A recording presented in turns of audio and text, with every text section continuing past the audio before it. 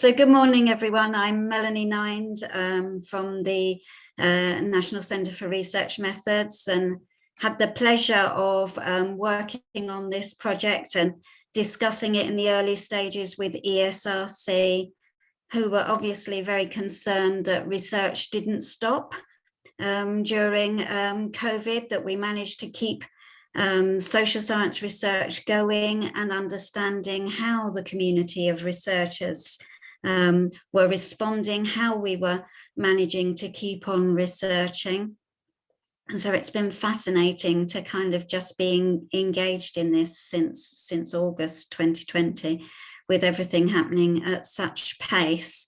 And one of the things that happened at such pace was that Helen Carr and Su-Ming Koo managed to get a book out, the rapid publication, in fact, a series of 3 books on researching in the age of COVID-19. So you can see why we wanted to invite Helen to be on our discussion panel today.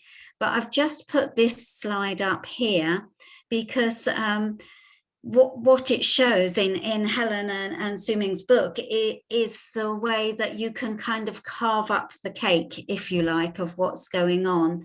So what they did within a 2.5-week timescale, and Helen can talk about this more later, I'm sure, is kind of invite chapter submissions, abstracts for people who wanted to contribute to the books around how they were researching in the age of COVID. And for them, that yielded over 100 submissions and led to the 3 books, 33 chapters and 3 lessons. And Helen, I hope you don't mind me sharing your 3 lessons here, because I think it's important to just show that kind of process of how you filter down from a whole load of stuff to some key messages. And here you have these 3 lessons. Digital methods have yielded flexibility and creativity in research. The lesson that the digital divide has become more complex.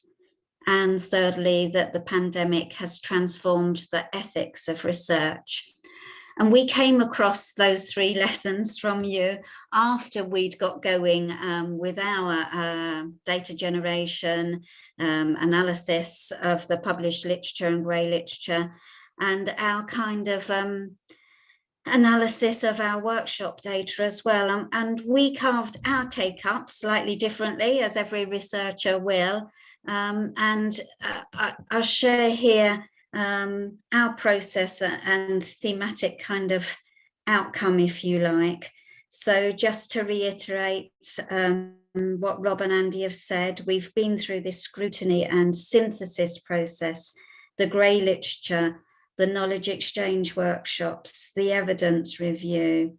For us, that evidence review moved from those 1,000+ papers Andy mentioned to eventually mapping 81 papers or chapters, including some from Helen and Su-Ming's book, and a synthesis of 66 published papers. Now, of course, you know, that's a lot of data and it's really hard in a webinar like this to be able to pin it all down and to say, well, what did all of that work end up with? And for us, really, if we do the hardest, toughest synthesis, it ends up with these 3 core themes: making research happen, making research valid, and making research ethical. So you can see a real overlap with the Helen's lessons there.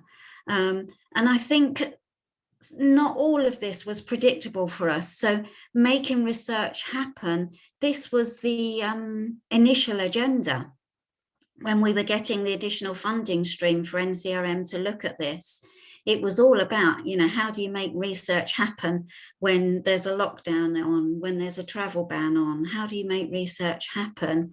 But what we found from engaging with the literature, engaging with the community of researchers, was that there was more to it than just making it happen. It was about making it happen well and making it happen ethically. So these are the themes that are going to form our kind of input for you today. In the first webinar, we tried to showcase some exciting and interesting examples of people who are grappling with the methods challenge in keeping social research going during COVID. And in this webinar, we're focusing on our own findings. So my slot here is making research happen, and I'll just try to briefly talk you through what we found in terms of how can we conduct our social science research during a pandemic of this impact. So to begin, let's just reflect for a moment on the disruption, first of all, and secondly, the resilience of the social science research community. So one of the quotes we picked out early on to go on our website, I think really speaks volumes. It's this idea that COVID-19 is not just a medical pandemic, it's a social event that's disrupting our social order. And I think this idea of disruption, interruption, is important. And for us as a research community, COVID-19 has disrupted our research practices.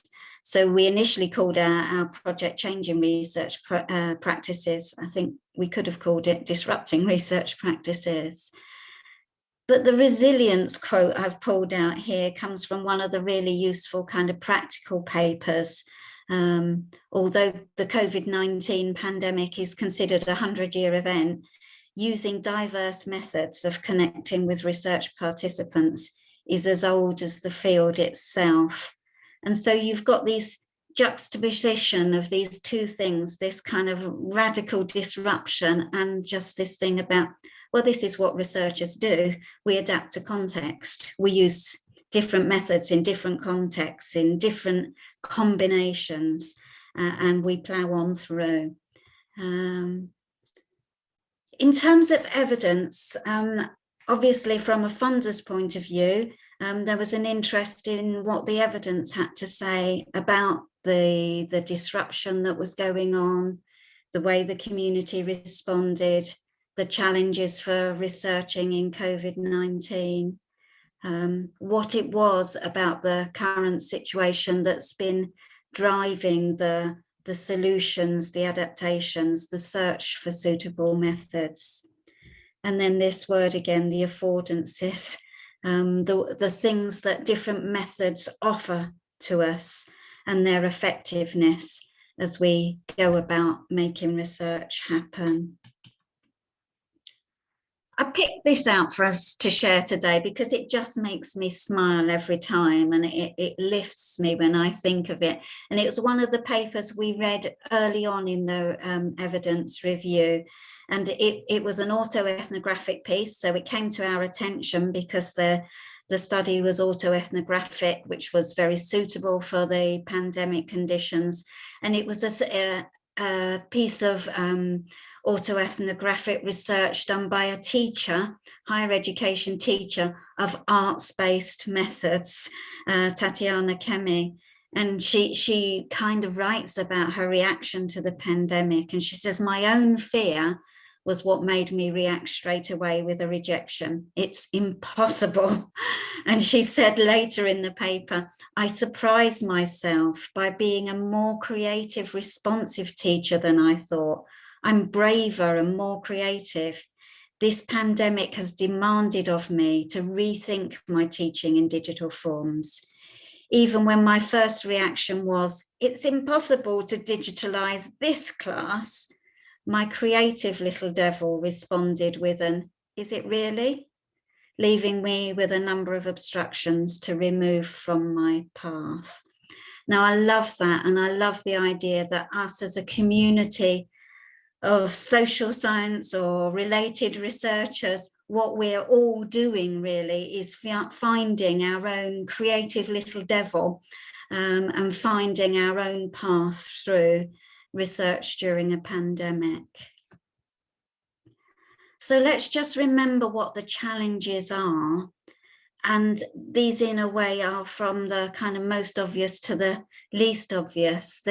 the social distancing, actually physical distancing, as lots of people have blogged about, that we aren't socially distanced, we're physically distanced, and the need to keep people safe. This was the kind of real initial thing that was on everybody's mind in terms of the research challenge.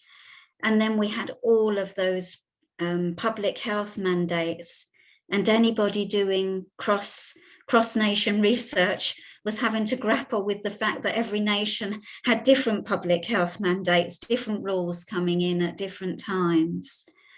And if you could negotiate all of that, some of the things that people couldn't negotiate nearly as easily, actually, was the closure of sites for research. Once those schools and care homes and data centres started to close their doors, research for some people really did feel like it is impossible. Then we had the travel bans and restrictions, and then perhaps less obviously, forced cancellation of events, which impacted a lot of research, and even interruption to postal services, another kind of dimension.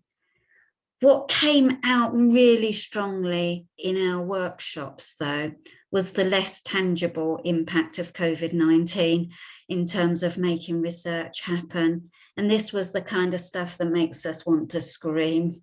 It's the time pressures that were being experienced by researchers and by participants.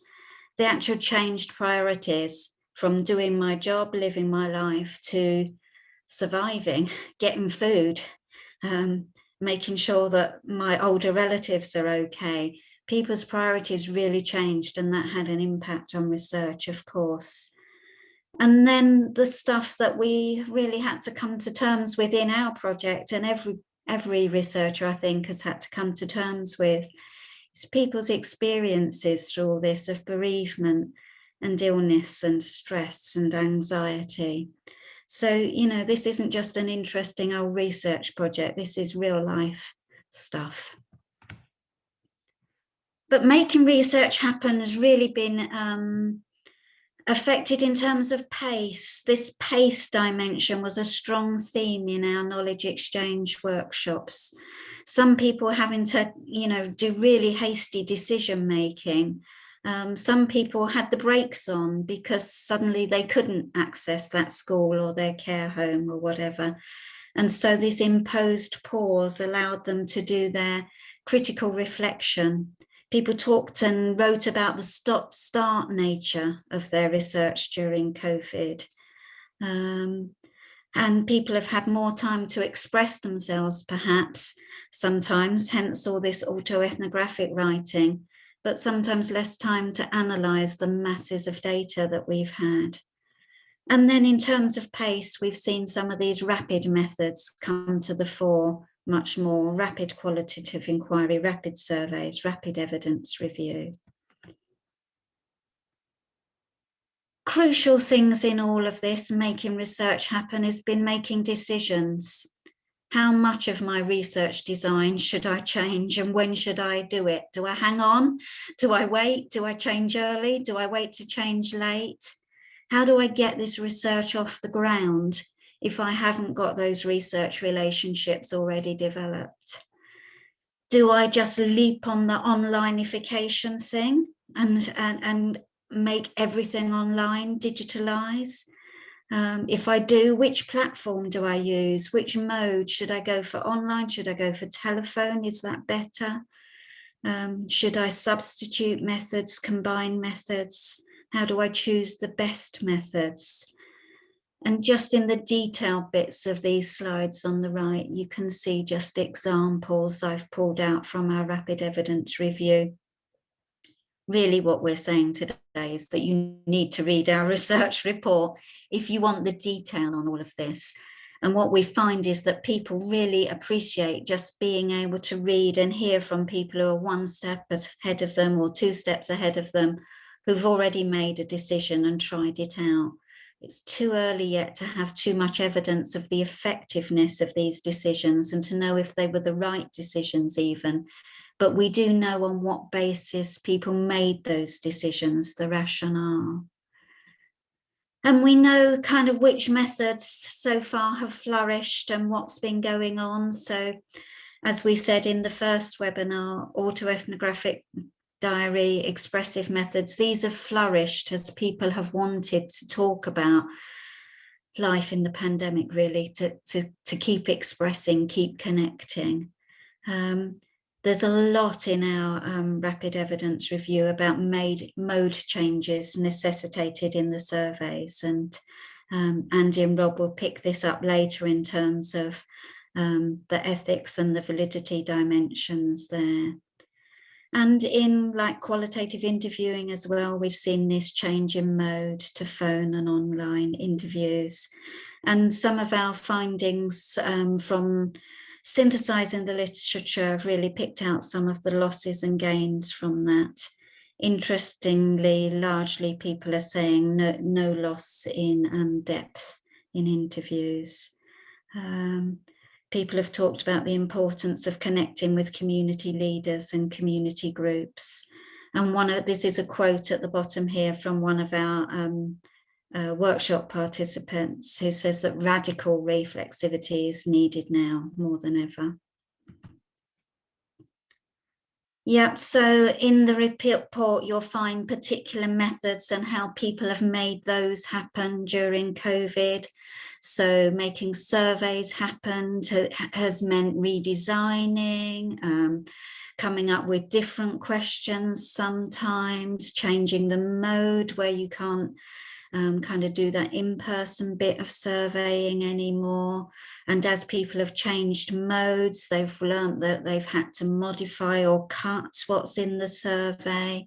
They've had to adapt to how much material you can get through in your time. Some of the other modes take longer.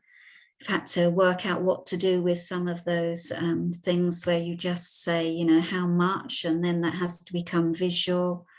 And survey researchers as well have worked strongly on their rapport and response strategies. How do you get people to respond to a survey when life around them has all changed and priorities have changed?